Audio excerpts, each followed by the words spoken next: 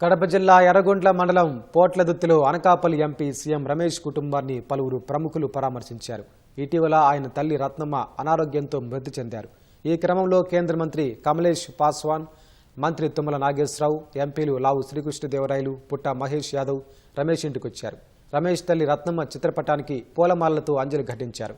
అనంతరం సీఎం రమేష్ కుటుంబాన్ని పరామర్శించి ధైర్యం చెప్పారు.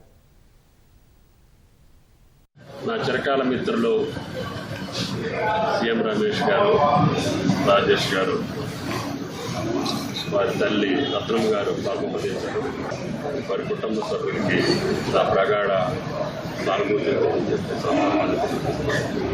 వారి కుటుంబ సభ్యులకి ఈ యొక్క ఆపద సమయం అంటే తల్లి లేకపోవడం అనేది చాలా తీరని లోటు.